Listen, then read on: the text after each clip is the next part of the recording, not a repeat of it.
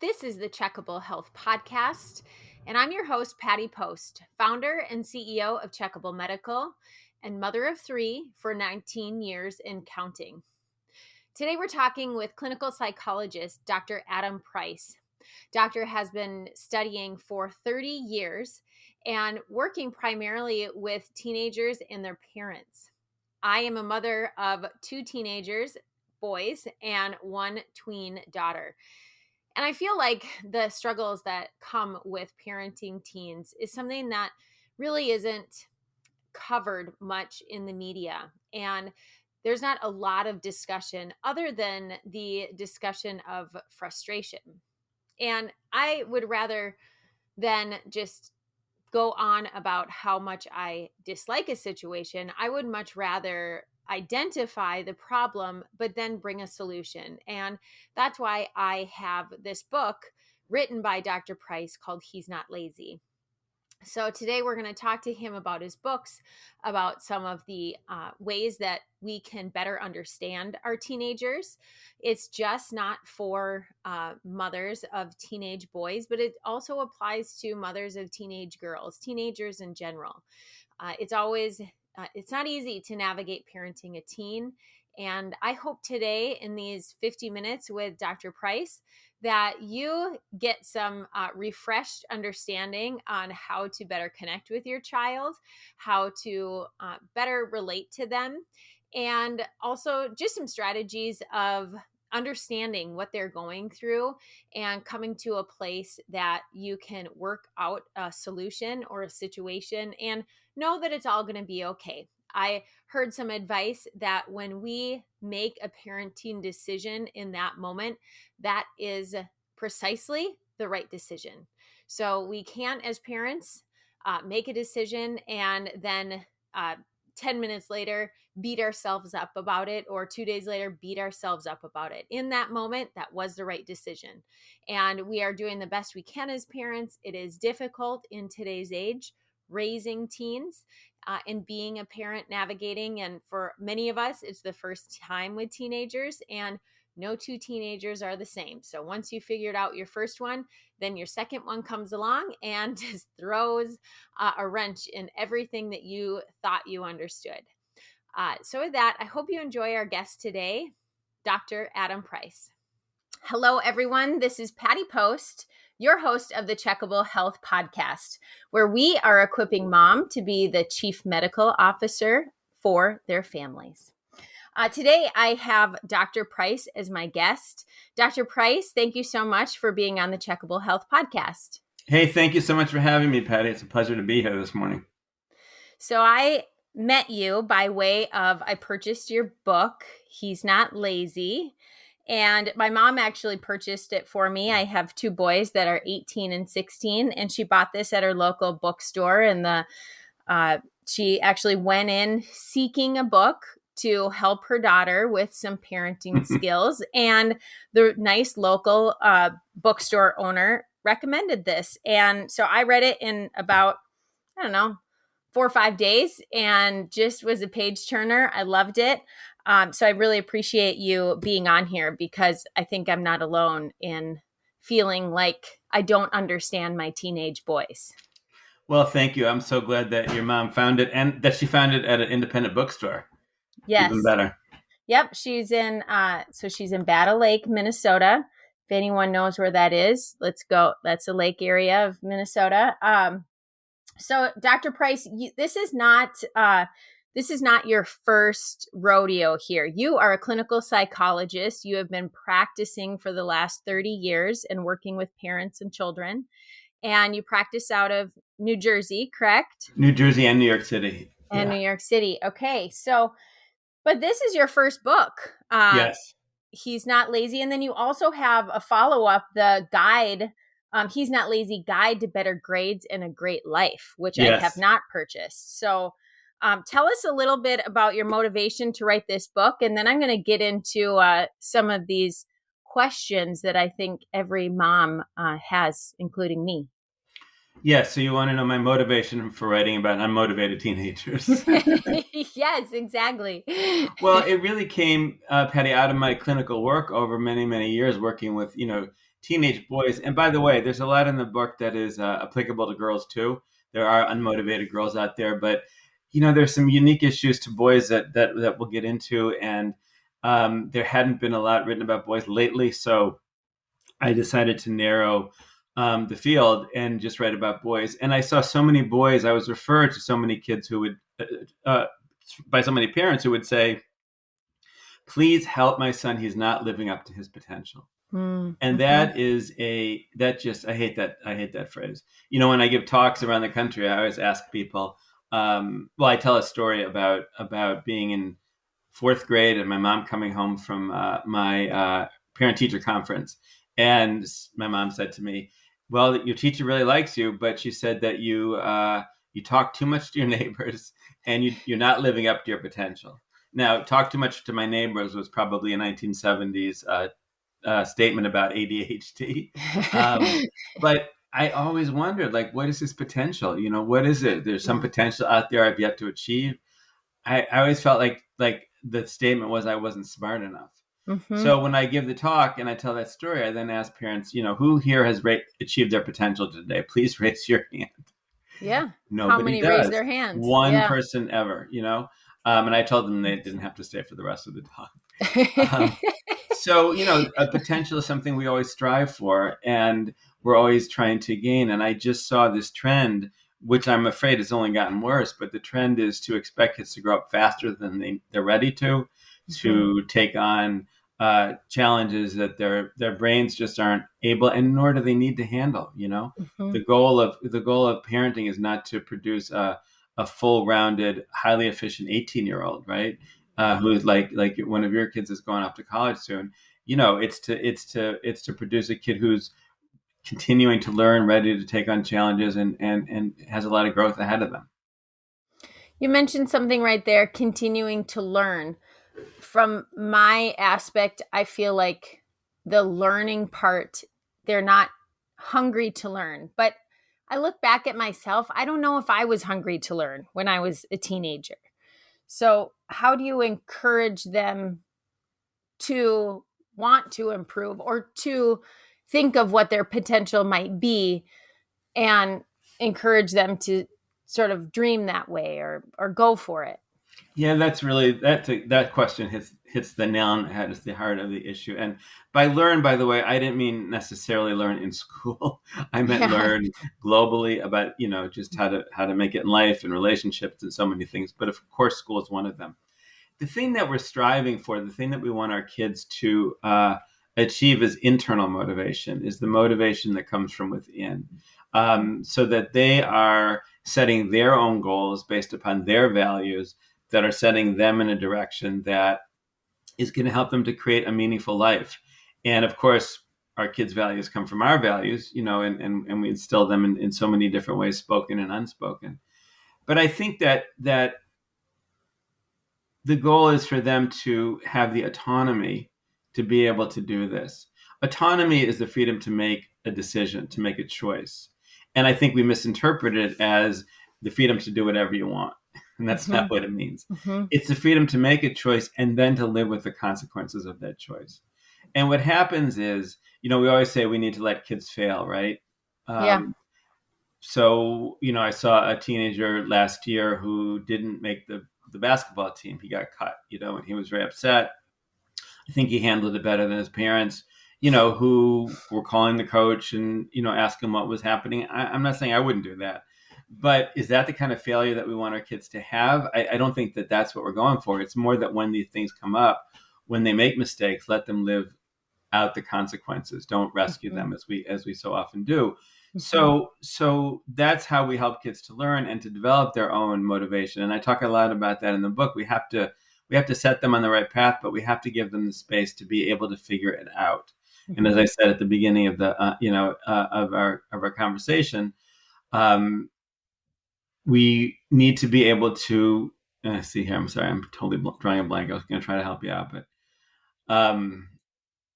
so as I was saying, we want to give them the autonomy so that they can make their own choices and so deal with the consequences, good or bad, of their mistakes.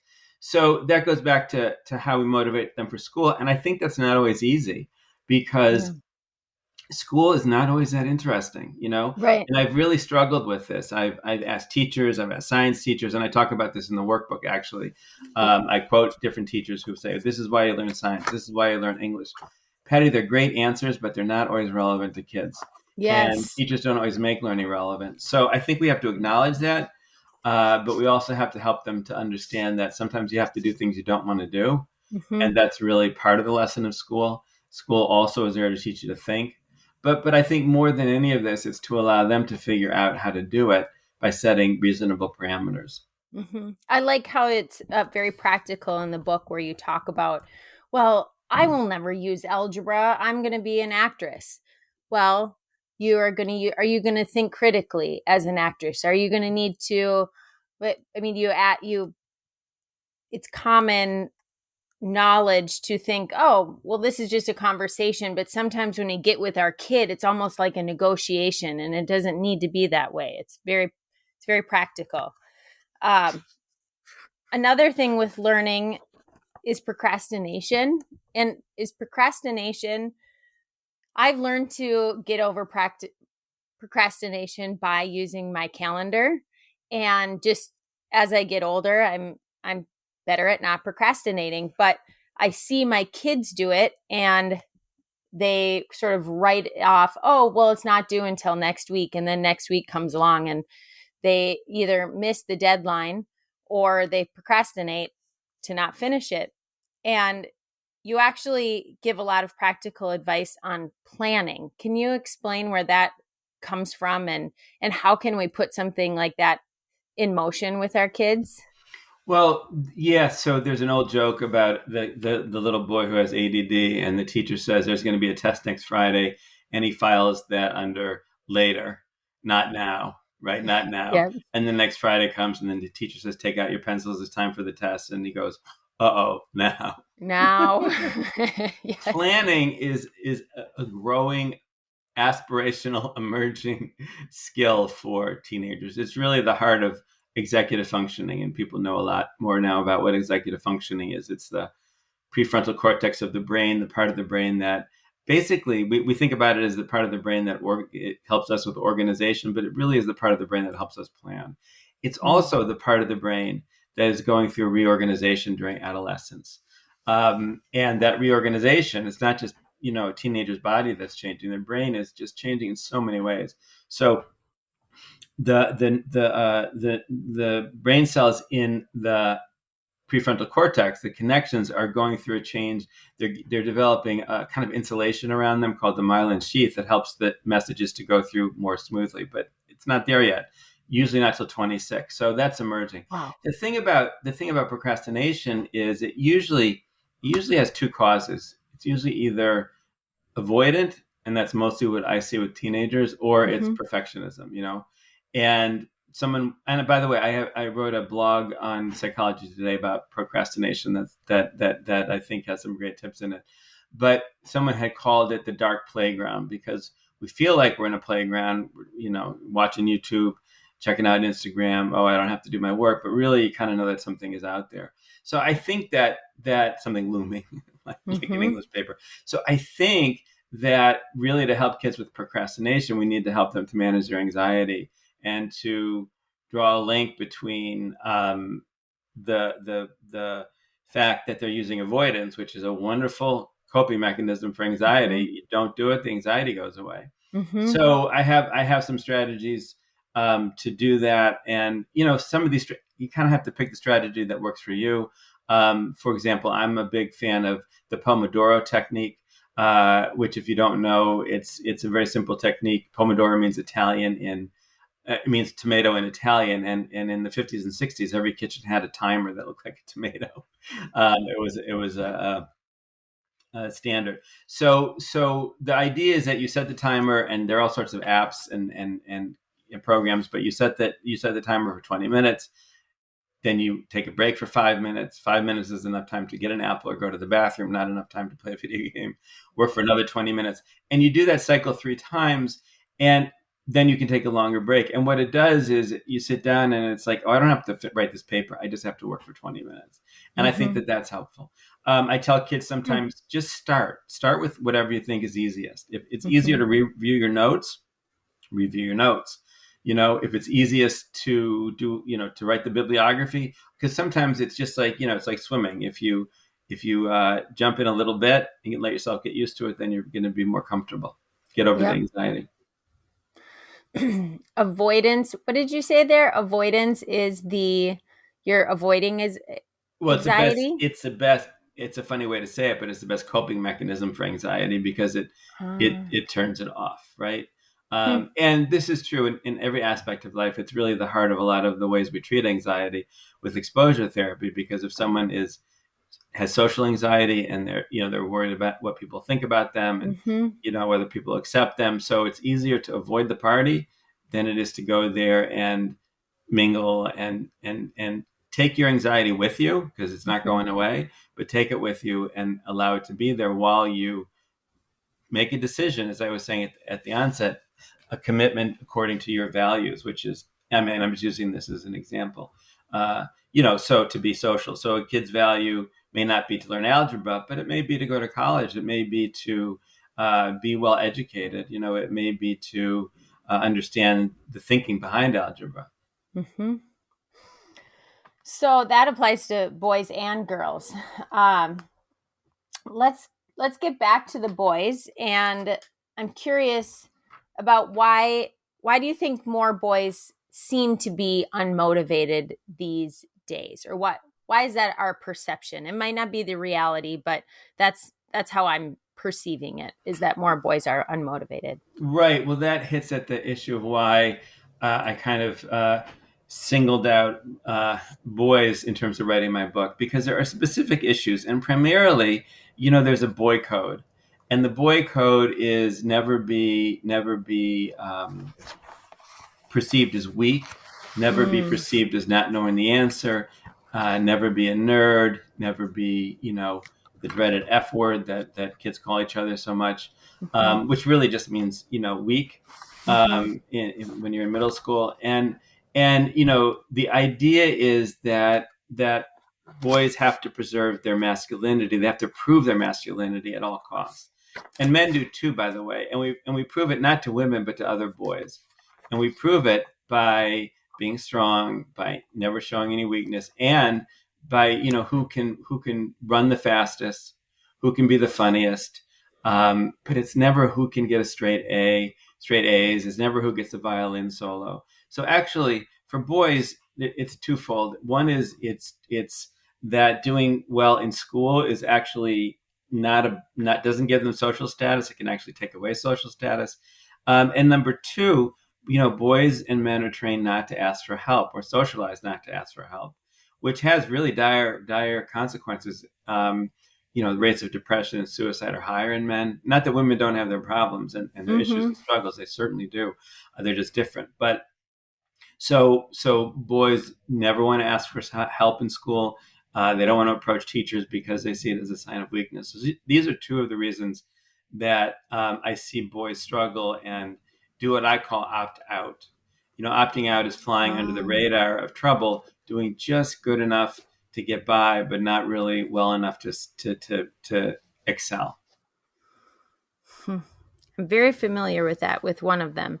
And you write in there that it's almost like if you are going to be a high achiever grade wise, they almost do that secretly. Like they're they're not promoting that they're going to go home and do all of this studying. Where I remember going, I mean, a lot of girls saying that. In college, I think it changed, but in high school, um, do they not boast about being a good student? Um, some kids do, I'm sure, depending on the social group they're in. But a lot of boys will come into school and say, "Oh yeah, I wrote that paper, in an hour, and I got an A," and they probably didn't. They probably Yeah. wrote it in 3 days, but Yeah. they don't want to let on. They don't want to let on. Patty, I want to just touch on something that I think is really important. which has to do with the parents' involvement in all this, because it's really also central. And I know your listeners are eager to hear about that. So it's something that I call the paradoxical response. And it has to do with a teenager's mixed feelings about doing well in school, which is also known as ambivalence, right? Ambivalence is when you have two sets of feelings, and they can be opposite, but we can have two sets of feelings. That's what we call it, ambivalence. And so teenagers, parents always say, my kid doesn't care about school. They don't want to do well in school. Patty, every teenager I've ever worked with has told me they want to do better in school, but they have mixed feelings about it.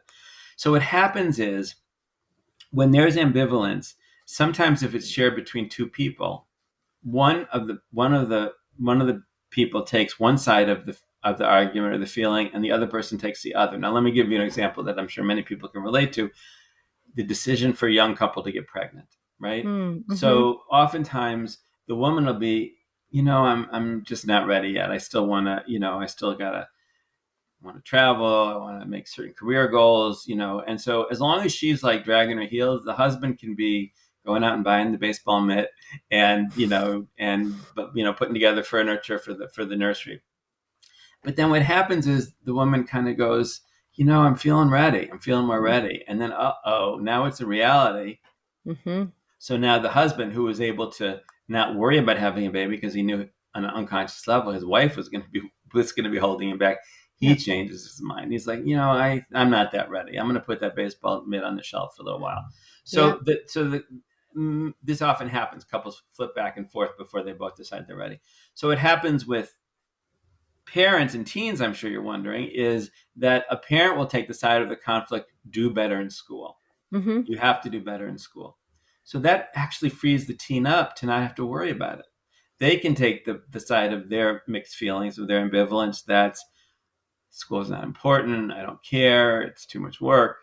And that's the power struggle, right? So the more that the parent pushes and prods and micromanages, actually it's going to get the opposite response. Not just because the teen is oppositional, but also because they're actually freed up from having to struggle with these feelings. So what we really, and this goes again back to, helping kids prepare them for the future and for adulthood, we want them to be able to struggle with feelings. We want them to be able to struggle with both sides of it so they can resolve it. I was wrapping up therapy last night with a young man who's going off to college, and I've seen him for a couple of years. And I said, so what did you get out of therapy? And I was blown away by his answer. He said, well, I learned to become more aware of and know how to deal with my feelings.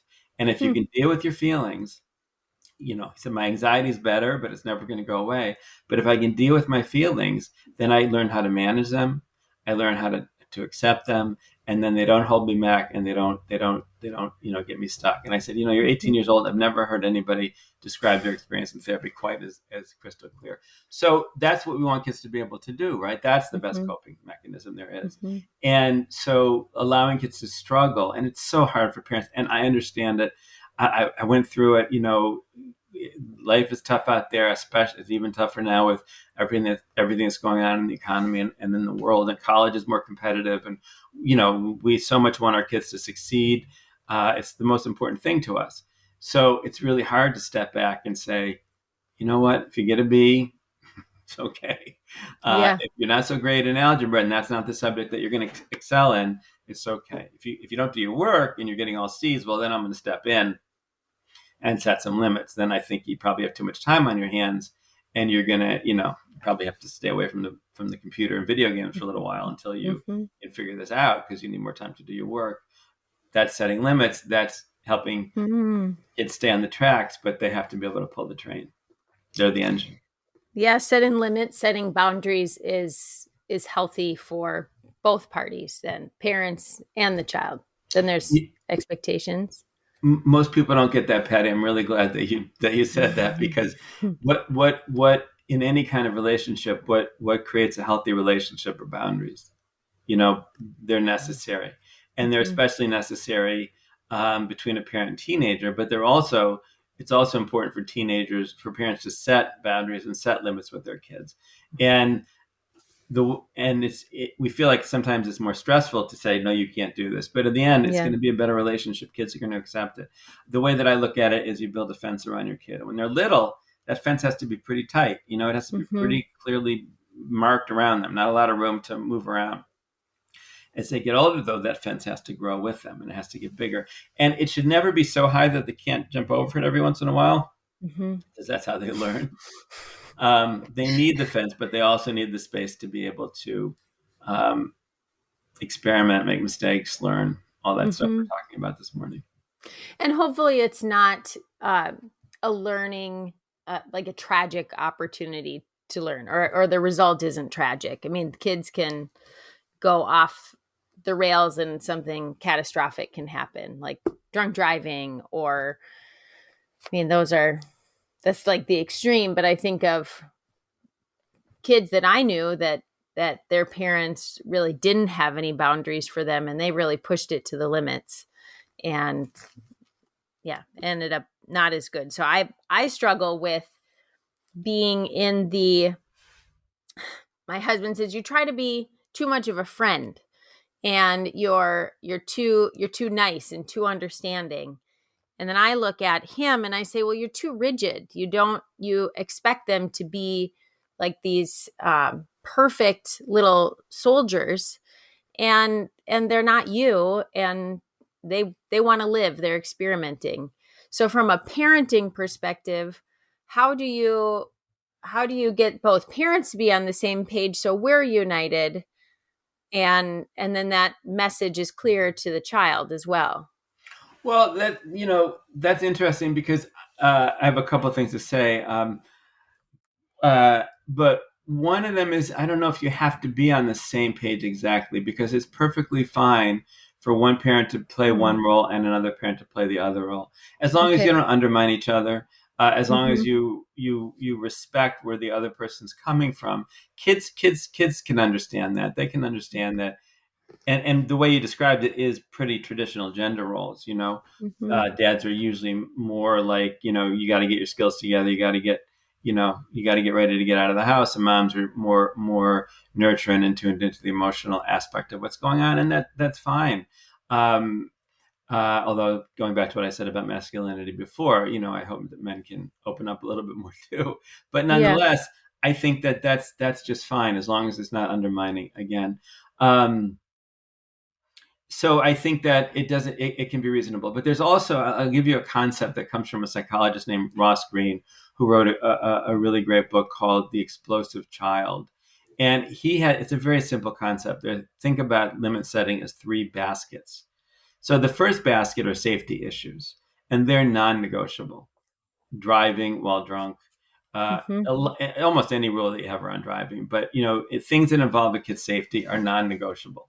Mm-hmm. Um, the second basket are things that are negotiable. Do you need to wear a tie every Thanksgiving when you go to grandma's house? Well, maybe not. You can sometimes that's okay, sometimes it's not. Sometimes you need to, I don't know if that's the best example, but you need to dress more That's a formally, good and other one. times you don't.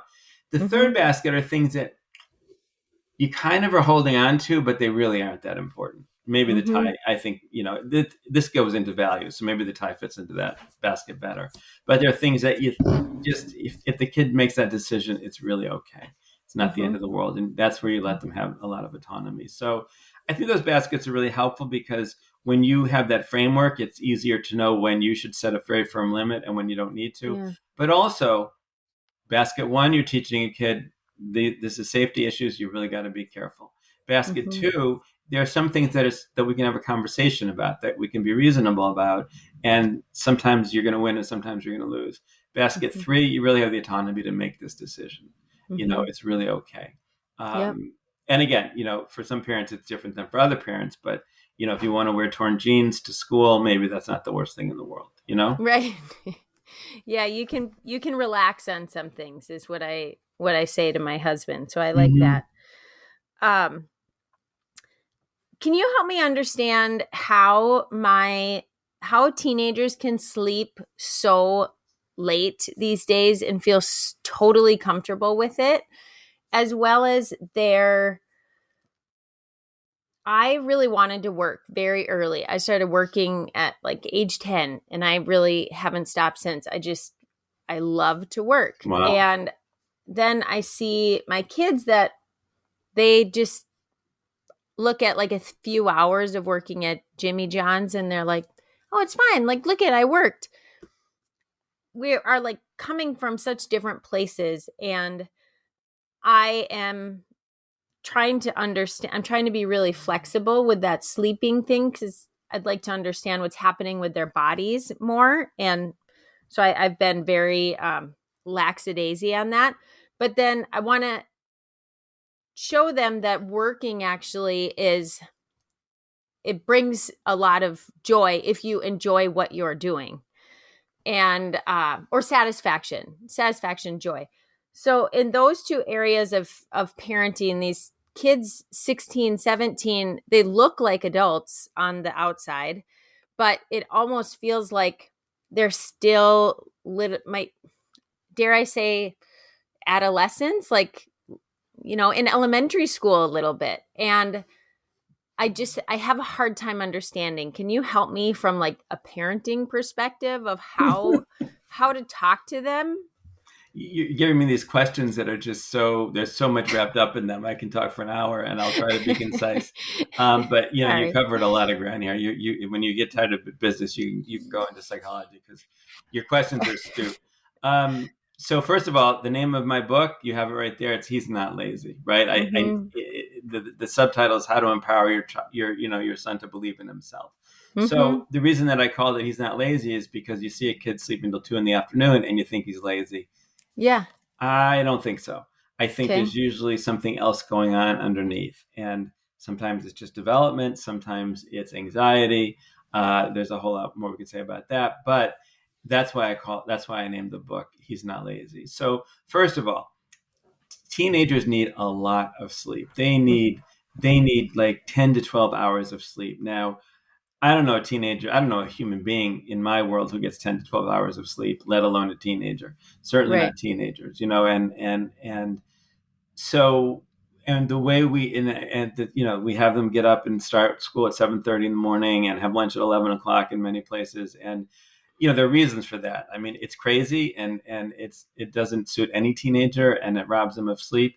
However, one of the reasons is that in many communities, uh, parents need the older kid to be home so that when little kids get home from school, they're there, so they let the older kids out. So it's a complicated problem, but Right. nonetheless, that's an issue. So when your kid is sleeping late, they probably just need it.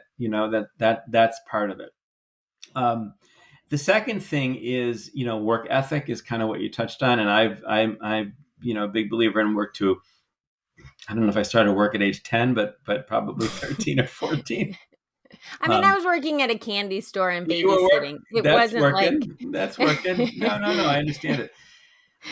So there's two aspects to that. One is, and I don't know if this is true in your situation, but in many parents' situations, many of the parents I work with, and I work in right now, I haven't always, but affluent communities. I've certainly worked in poor inner city areas, but now I'm working in affluent areas, and many of the parents grew up without the same resources, without the same choices, without the same amount of money that they're affording their kids. And it's Mhm. wonderful that they can afford their kids these things, summer camps and tutors and SAT prep and all that kind of stuff. The thing is, what parents forget is that the kids grew up with that. They grew up expecting it. Yeah. It was just a part of their life, just like not having those things and knowing that if you wanted to work, you had to get out there and work. Was part of their life growing up. If you wanted things, you had to get out there and work. So there are certainly decisions parents can make. There's certainly uh, not giving a kid everything that they want and having them work for things. And, there's certainly Mhm. a guidepost, but I think we have to remember that doesn't mean that our kids will grow up and be lazy and unambitious and not work, because I hear a lot of kids, say, well, what do you want to do? I want to have a comfortable life like my parents. So I know I need to work. The second thing though is about role modeling. I think that that's really important. Um, Ooh. and Yeah. there was a study done that what gets kids to read. How do you get little Yep. kids to read? Do you read to them? Do you read with them? The most helpful thing that got the best results was when parents read and kids saw them read. Mm. That's role modeling. So your kids are watching you. They're watching they're watching your mistakes, but they're also, and they're going to point them out to you, but they're also watching the things that they really admire about you. They may not point those things out to you. So they're seeing you work hard, and that's how you are teaching them that value, and they're gonna learn it. Mhm. Oh, that's Call me good. in 5 years, I promise you. I promise. That makes me happy. I do what you said about having providing them opportunities that we feel are going to further them, that they would appreciate. How do they know to appreciate it if they've always had it? Mm-hmm. I completely agree with that. And it's really not to blame them for it. Right. Yeah. Yeah. And that's, I say it actually to Andy, my husband. I'm like, it's not their fault that they that they have a car to use, or Right. that they can, use a boat at a young age. We wanted that for our Mm-hmm. life, and so we provided that to them. And I hope that they look at it as, we worked hard to get it, and that if they want to have the same things, that they're going to need to work hard and Mm-hmm. provide for their families the same way. The thing that's really interesting is I see my nieces and nephews who are 10 to 15 years younger than I am. None of them have children yet, and they're age 32 to 26. And I sort of wonder why aren't you having kids? In your late 20s, that's like the perfect time to have them, in my opinion. Mm-hmm. And they're not even making plans for that. I'm curious, do you see that? But my kids talk about it, like my oldest that's going off to college, he wants to have kids around 25. Who knows if that will happen, but is there what have you seen from different generations in terms of having kids, and where do they stand on that? You know what? I can tell you what I see, and I don't know if it's true about your family, but it's really just troubling and distressing to me because I've seen it. I've heard it from young people. I think kids really fear for the future, Mm, and I've heard kids in their 20s say it's global warming. I mean we've had this huge heat wave this summer, and we're seeing the results of it. I was listening to a podcast this morning on baseball, and one of the questions was, should stadiums start to build roofs to deal with global warming? And I thought, that's a great question, right? mm-hmm. That's what we need to be doing, is going to baseball games during all this.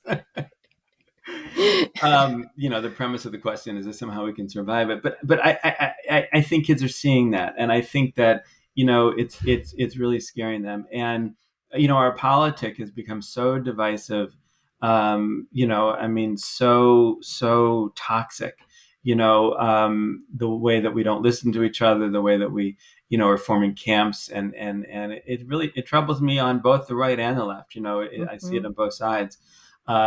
And so I think that there's a certain pessimism that is, and history has gone through it. And I don't mean to step up on a soapbox, but it's just what I'm hearing from kids.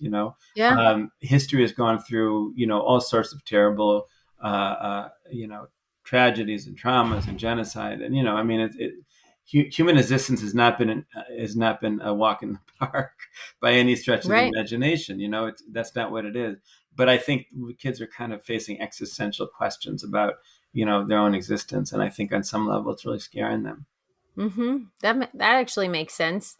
Uh, when I thought of back when I was younger, to think, do I want to bring a kid into this world? Is this the Hmm. world that?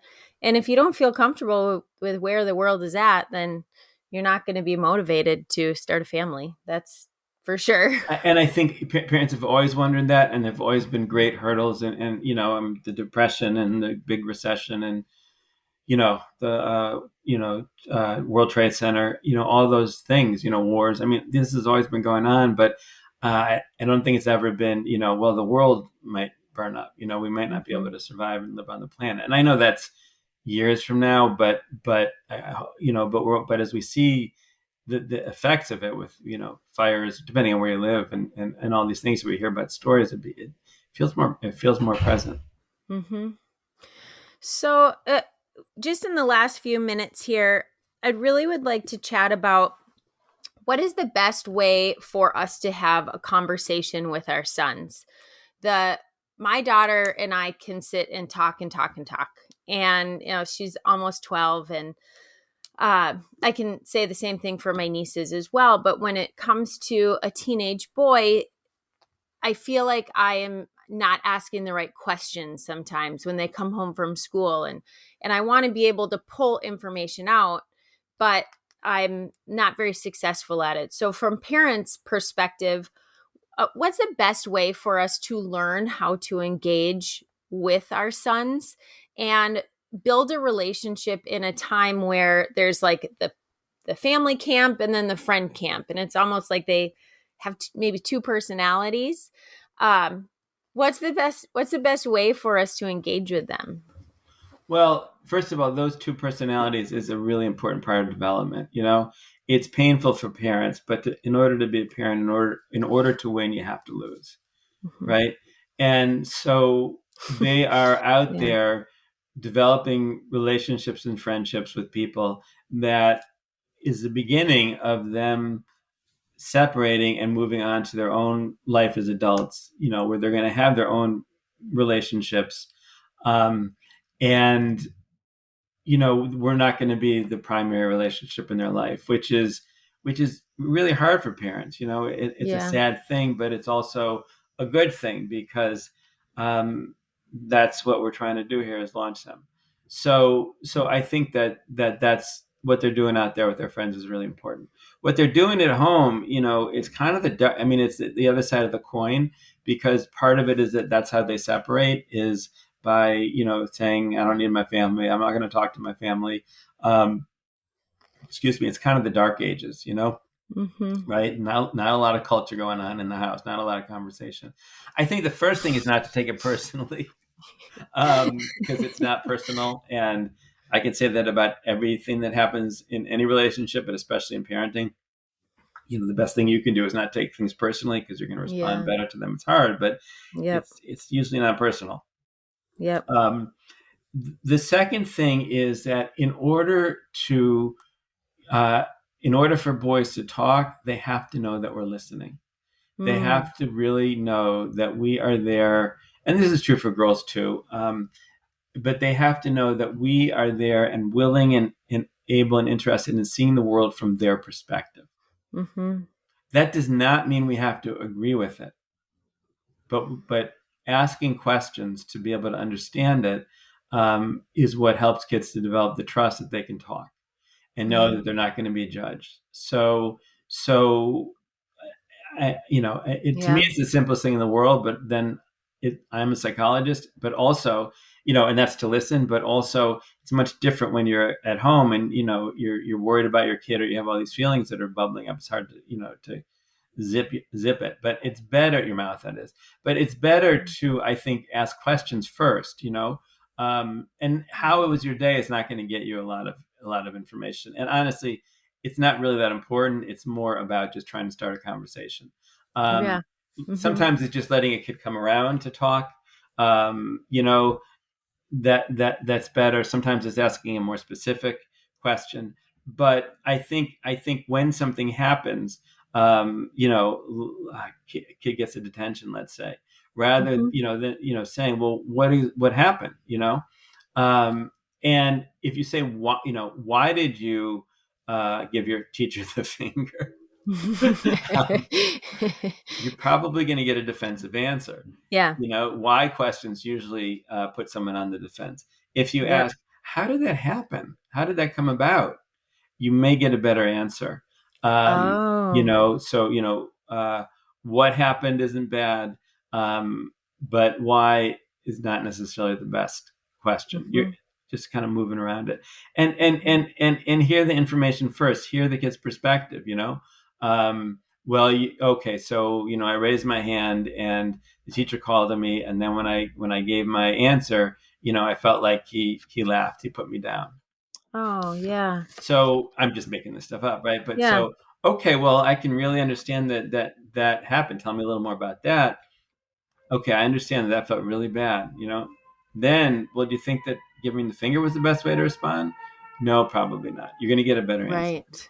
Yes. And think through it. Have a conversation through it and not like come at them. Why did you do that? which Right? which is what we want to say because we're upset, we're worried, Yeah. sometimes we're even scared or angry. But you Mm-hmm. also, the more information you have about why they did what they did, the better able you're going to be to respond. Yeah. I I moved my kids when they were freshmen and juniors in high school. I don't deserve Mom of the Year for that, but they survived. But I think back to my middle son, and it was an adjustment for him Mm. to come in as a freshman. And I distinctly remember asking him as he was secluding himself in his room playing video games on a Saturday for like 12 hours. And I finally went into his room and I said, "Are you depressed?" Like, was he going to turn around and be like, "Yes, Mom, I am depressed, actually"? I mean, that was the dumbest. It was just my first reaction. And, Mm-hmm. coming from a loving place, being like, "What's wrong? I want to help you. You're not engaging." But I think depression is something that when we talk to our kids, we want to identify signs, and depression is such a scary thing. What's a better way of asking rather than are you depressed? I mean, is it having, seeking out a professional such as yourself, a psychologist or a counselor, if you think that your child isn't engaging and should seek the help of a professional? Well, part of, and again, I have a lot to say because first of all, depression is a scary thing, but it's also become an ominous thing, and it's not the only feeling out there. Mm-hmm. There's also sadness. Yeah. And so I've just seen this. People have written about it. The leakage, we call it, of professional terminology, diagnostic categories into the culture. So people are bipolar. Someone who's moody is Mm-hmm. bipolar. Probably not bipolar. They're probably just moody. Moody. And so Yeah. someone who's sad may not be depressed. They may just be sad. So I Mm-hmm. think that it's probably better not to use that word in general and Mm-hmm. to say something got you down, you're feeling a little blue, you're feeling a little sad.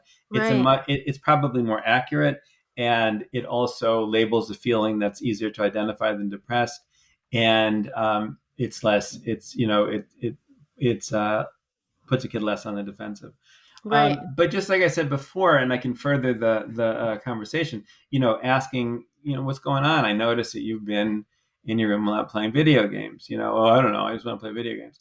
So then the next thing that you do in terms of listening is you take a stab at what you think might be going on, Mm-hmm. but you do it in a way that is really a question and a hypothesis. Okay. Now you present an example of moving, and you moved for the betterment of your family, for I'm sure your career or whatever, and and Mm-hmm. and your kids, they survived and they probably gained a lot of new skills doing so. Mm-hmm. Um, but saying so you take a guess. Well, how is it making friends? It can't be that easy moving. You know, um, Kids don't necessarily like to say they don't have any friends, but linking it to moving is just taking a guess. No, that's not it. Oh, okay. Mm-hmm. Well, I if I were in your boat, that's how I'd feel. You've Mm-hmm. planted a seed, and that can germinate a conversation. Mm-hmm. When you see a kid very withdrawn, when you see a kid who's more shut down than they used to be, when you see them isolated from their friends, when you see a sharp drop in anything like their grades, for example, they Mm-hmm. were getting D's and now they're getting F's. Yeah. No, they were Yeah. getting B's and now they're getting D's. Um, you know, a lack of interest. That's more of depression, and that's when Mm-hmm. it may be helpful to, seek professional help. Sure. Have a intervention, and it is staying clued in on your child, because Mm-hmm. as they are teenagers they can sort of slip back, and you don't want, it's very touchy, And sometimes you don't want to touch the live wire because it's a little Yes. Great scary, metaphor. right?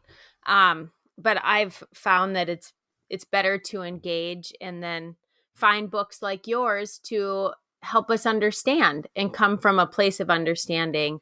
And then you have it. Everyone, you should buy this book, He's Not Lazy, by Dr. Adam Price. Dr. Price, I have taken up the majority of your morning now here. I am so appreciative of this practical advice and understanding, and your 30 years definitely shines through that you are so calm about what you are doing and knowledgeable. So thank you for sharing your expertise with us at Checkable Health. Oh, gee, I'm flattered, and now you've made my day. And I'm going to call you next week if I feeling down to get some of that Well, flattery. But anytime. I really appreciate it, and it's been a pleasure to talk to you. Thank you for the wonderful questions and the opportunity. Absolutely. How do you have anything in the works after this? Are you working on any other things? I'm working on a lot of things, but I would like to write about anxiety and depression. And I'd like to write about that, the stuff I was talking about, global warming and the existential threat, as well as, a lot of these issues facing teens. So I'm working on an outline, but we'll see. It's a lot of work to write a book. Absolutely. And then while you're practicing as well. Yeah. That's a big load. Well, we thank you for the gift that you've given us with your work, and wish you all the best, Dr. Price. And can people reach out to you or follow your work? Where's the best way to follow your work other than your books? Yeah, well, there's he'snotlazy.com, which has some of the worksheets from the workbook and more information about the books. dradamprice.com. If you Google Adam Price, you'll either get me or a member of Parliament in Britain. So make sure you know the right one. I have a blog on psychology today called The Unmotivated Teen, as well. Oh, that's right. You know what? I'll link. You referenced a article that you had written, so I will link that on the show notes as well, so people can further read it, and we'll find that. Well, thank you so much for being our guest, Dr. Adam Price.